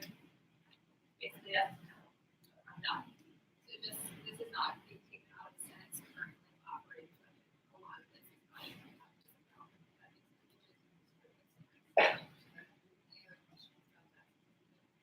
Any other discussion on this resolution? All those in favor of Senate Resolution 18-1979, please raise your hand. All those opposed, abstentions, motion passes.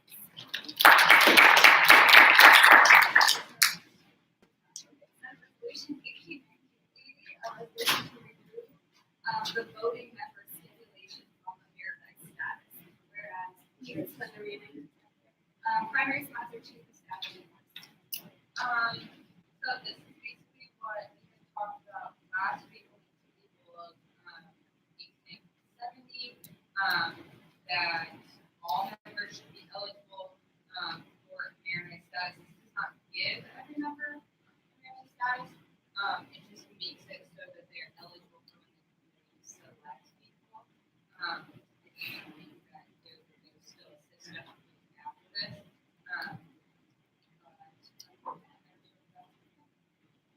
Secondary sponsor, Commissioner. So the Health Foundation said we had some amazing vice commissioners and staff members in the past that I personally feel like we should have gotten even emeritus too. So if anyone wants to discuss about this, we're more than happy to talk about it further. Is there any discussion on this resolution? All right, Senate Resolution 18-1980. All those in favor, please raise your hand. All those opposed? In opposition, and any abstentions? Resolution. Senate Resolution 18-1981, a resolution to appoint a senator to the Senate Appropriations Commission, whereas primary sponsor Commissioner Whetstone. So, always back there. Also, on Monday, people and she's interested in.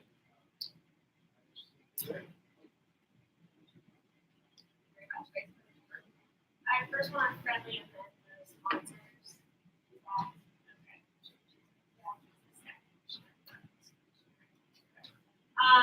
Yeah.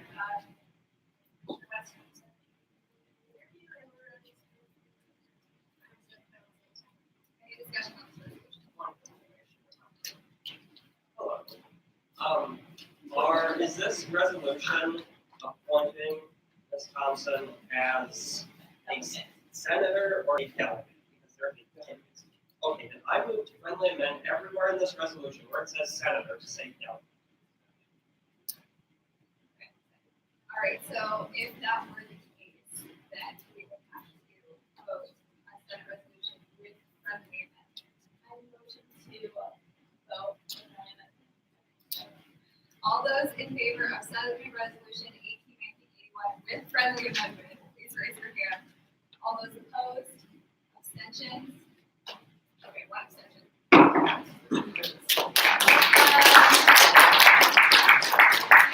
and our last resolution for the evening, Senate Resolution 18-1982, a resolution to appoint a senator to the University Life Commission, whereas stated under Commissioner Wolke. So yeah, Elizabeth was not able to be the night commission but we interviewed her for an hour position. She seems really great. She's really excited to work on a couple issues. She's really specifically passionate about codes and ethics and yeah. Secretary Sponsor, Vice President. Commissioner Wolke and Elizabeth gave a really good interview. Any discussion on this resolution? All those in favor of Senate Resolution 18-1982, please raise your hand. All those opposed? Abstentions? Resolution passes. Okay, we're going to do again commission reports as needed tonight, and I also encourage commissioners to send information about upcoming events in Slack as well. Any commissioners with reports?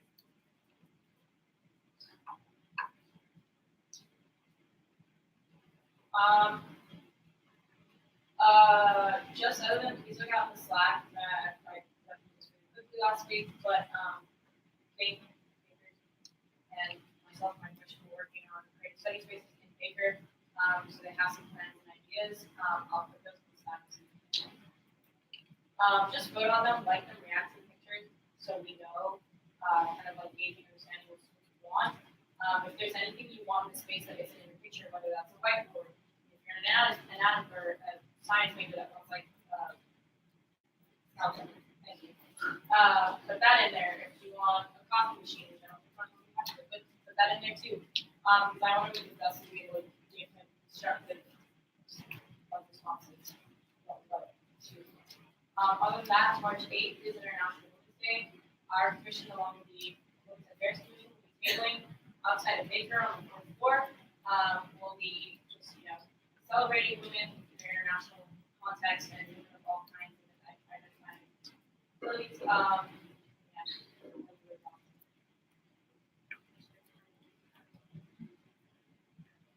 Festival of Hype begins on Sunday. I'll put the flyer in Slack, and I encourage you all to attend some or all of the events. Any other The off-campus mission is continuing to work.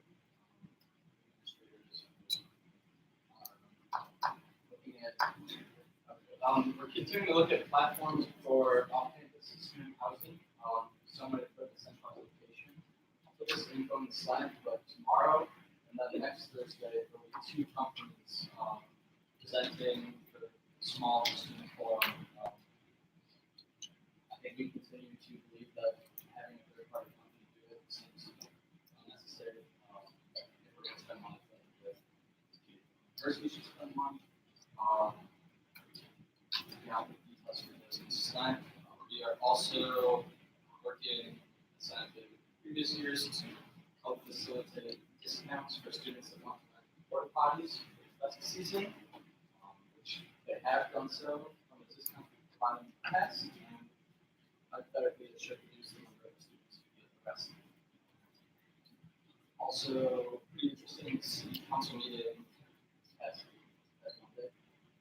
With one thing that was really interesting, I think, last semester we had a student who was pointing out that the city code and state laws around parking fines and towing fees were not the same.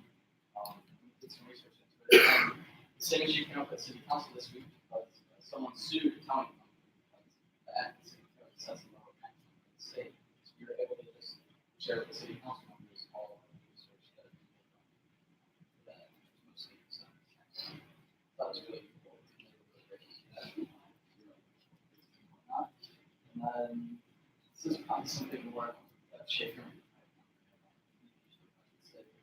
But I think it's also with sharing the Richmond Avenue project. It sounds like it would probably be delayed into the fall semester and will not be done before summer is over, and it will also cost $10 million more than they were originally thinking. So just putting it out there. I think they will be at the university for more. City council meeting. So. Any other commissioners? Especially for the this was the next big metric on Stacy, but keep your eyes out for that.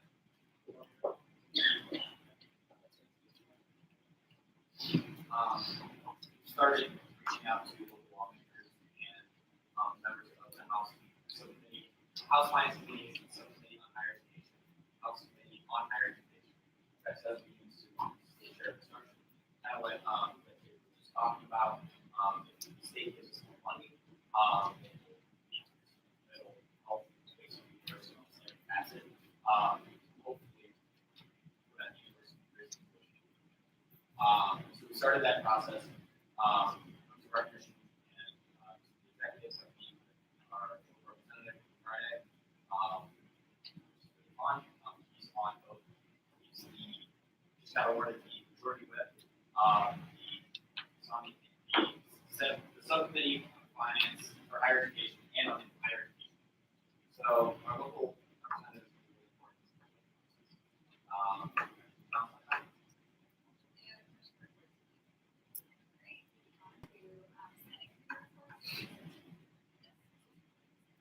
The leadership committee has met a few times in the last few weeks. Everyone has been doing a fantastic job.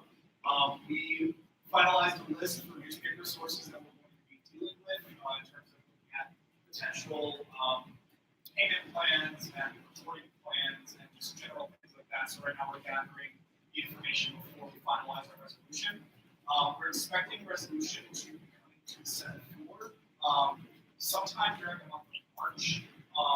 Before the resolution comes to the Senate floor, we're going to be meeting with some of the executives and the graduate assistant as well as maybe Jennifer Jones or other administrators to really try and make it the best resolution possible, because it will also be put forth to the judicial panel, because it will state a new set of rules for the leadership program itself.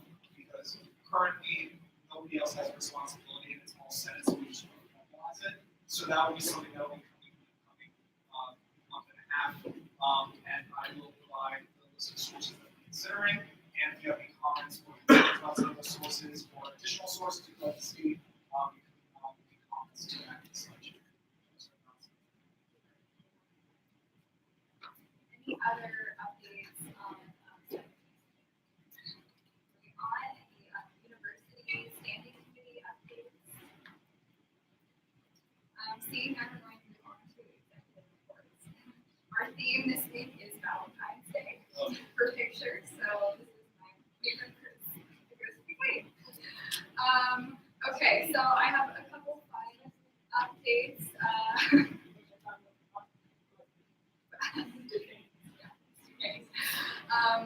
Okay, so a couple things. We had our town hall event on Monday. It was a really good event. We got lots of great feedback from student organization leaders. A couple of you all were there, so I appreciate it. And we are starting up a Slack channel for all of the presidents or executive student organizations on campus. So if you know of your student board, please direct them our way so that we can put them on Slack channel so that we can have that place for organizations to start collaborating. A couple other points of information. Obviously, Vice President Schaefer talked a lot tonight about student shared instruction and our lobbying efforts in that regard. John and I are meeting like every other day right now, and we have been working really hard to set up some time to bring those student voices to the State House. But I want to emphasize for those of you who are like, how can I get involved? March 27th is the day that we are canceling this meeting. We will be taking buses of students up to the State House for lobbying specifically for state representatives. So I really encourage you all to be a part of that. Share your voices. That is the most powerful thing. But then if you have any other questions about that or ways that you'd like to get involved, please reach out to us. There's been a couple of people that expressed interest. We love that. Or even if you don't feel like you're able to go to Columbus, you just want to call some representatives, send some letters. We are super happy and excited to keep up with that. A couple other points of information here. Just a note for next week's presenters, just so that you're aware, we have Chris Nicely, who is the president of City Council. So just talking about City Council, she'll be here next week talking about the intersection between students and our community. So come ready with some good questions for her. And then also, we will be having a United Healthcare representative, which is our student healthcare services that like through the university receive healthcare. That is the healthcare we use. So that you are prepared, we have been in conversations with the healthcare company, and there is likely going to be a very large increase in the amount that students are paying on premiums. lot of factors, but it's probably going to be at least a 20% increase. So prepare yourselves with some really great questions for Dale. He's coming from United Healthcare specifically to you all. I will be sending out some more information in the Slack in the next week or so. But also, he will be tabling next Wednesday from 4 to 6 at the bottom of Baker as well to address individual questions. So I really encourage you to spread the word to your constituents. I will be putting this on the Slack, but I just want to tell you this as well. I really encourage you to tell your constituents, especially if you have friends that use the student health insurance, to please go talk, ask questions, etc. I am in conversations right now about all of the other Senate chairs, 4 other Senate chairs here about increased technology availability in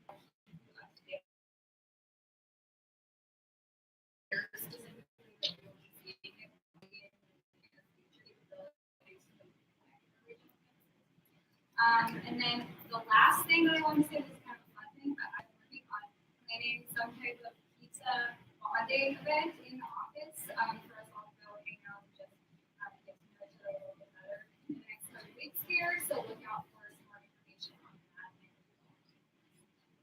then enjoy your Valentine's Day and Valentine's Day. And that's the end of my report.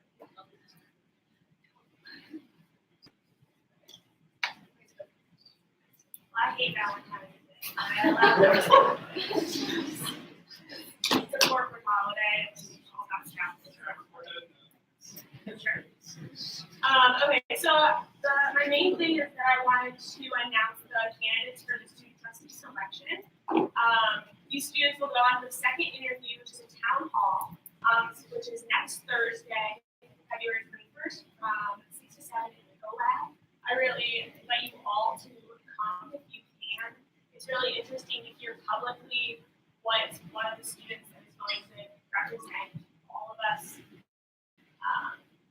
at the trustees meetings. Thank you. So without further ado, you might recognize me. Ryan Steer, Ellen Gill Franks, Levi Toback, Sam Carrier, Adam Bothinger, Eli Weiner, Justin Kelly, and Daniel Morgan. So congratulations to all of those. Several of those.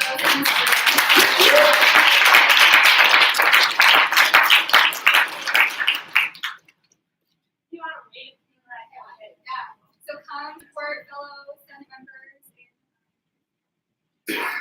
So that's really cool. So those candidates will do that, and then the committee will vote again, and then the top 5 will get to go to Columbus and interview with the governor's staff. So it's a really awesome experience. I'm really excited. And then my only other update is that please attend the first ever Accessibility Ohio next week. Accessible Ohio. Jordan and the Minority Affairs Commission worked really hard on this, and I'm really excited to see the first ever competition. Hello everyone. You all heard me talk way too much tonight, so I really have a report if you want the numbers. So Senate bill $20,531.15, allocated not spent $9,332.71, allocated nor spent $11,198.44, Senate total SNAC total, apologies, SNAC total $123,349.65, spot $66,381.90, e-fund $66,967.75. These numbers are turned out as my knowledge.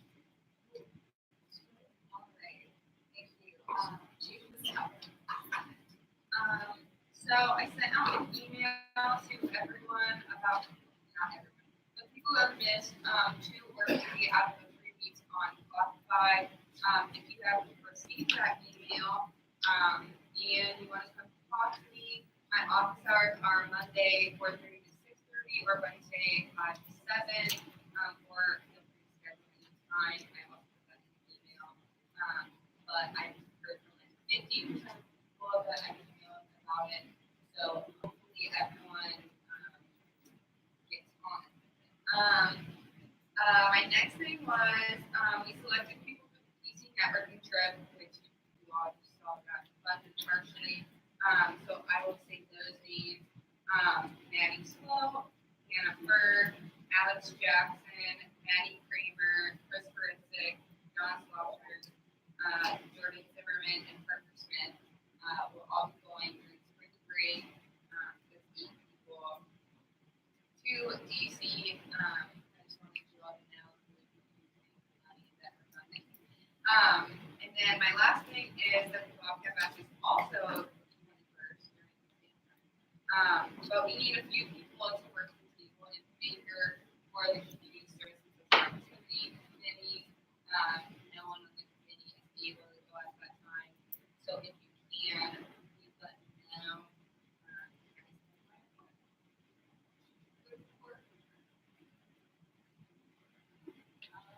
If you have questions or concerns about the rules and procedures,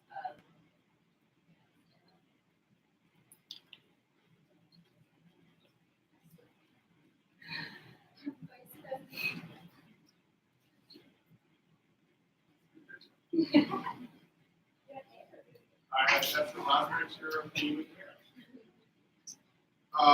I want to thank Hannah and everyone for organizing the marathon review process this School Sunday that resulted in the semifinalists for the state institution. So a lot of work, a lot of responsibility. So I appreciate Hannah and everyone else that was there that day. I also want to thank everyone that has been working so hard for months on Bobcat, and it was a big day. I was forward to sharing part of the joint day with all of you, and hopefully those people that they will be involved with that as soon as possible. While I didn't chime in with Vice President Shaker's presentation, I just want to let folks know that the increase in student housing for next year of 3.5% results in about $1 million in additional revenue from housing. $500,000 of that will go directly into the financial aid fund as administered by Rural Services, and the other half of it is going into for maintenance projects in the residence halls. So you have a sense of where the new money for residence are going to. And Mackenzie, the student, the ROTC student that wants to shop in the culinary, if you know a way to connect with that person, you can have them bring an email. That's just never happened. So I'd like to know about that. That would be awesome. And when Scott, the ADP for culinary, will reach out to you to talk to you about that. So information that maybe not want to know. That's the end of my report.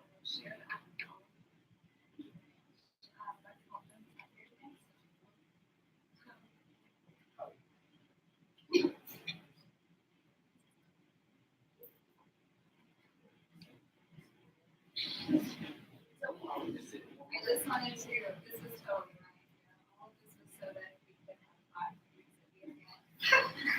So it's appreciate that.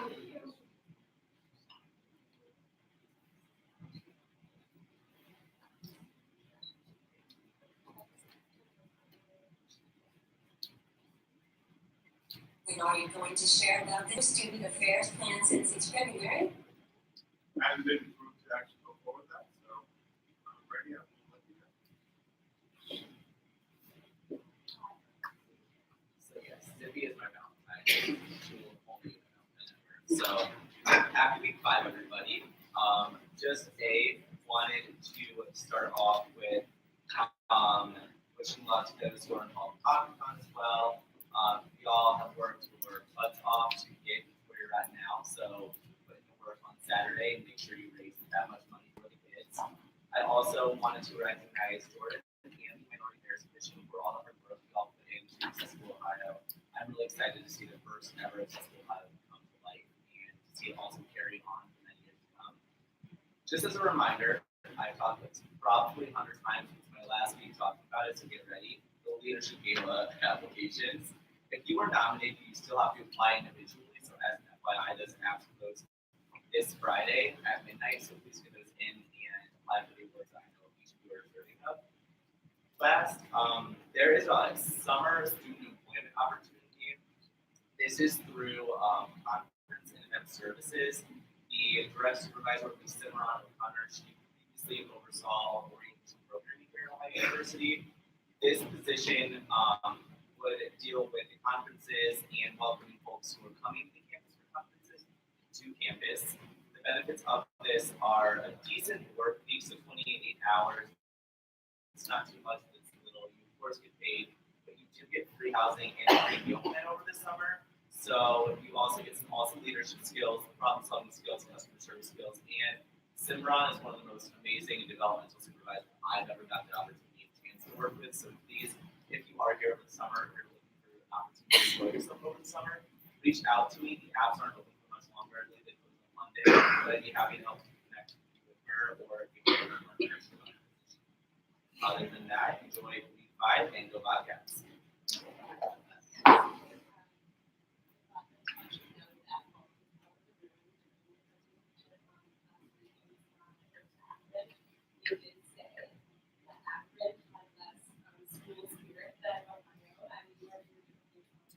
No, it's so true. I love my zips, but you were very right. Ohio University has just an immense amount of school spirit, especially in our state. They're emotional to make sure All those in favor of Germany, please raise your hand. All those opposed, abstentions, we are adjourned.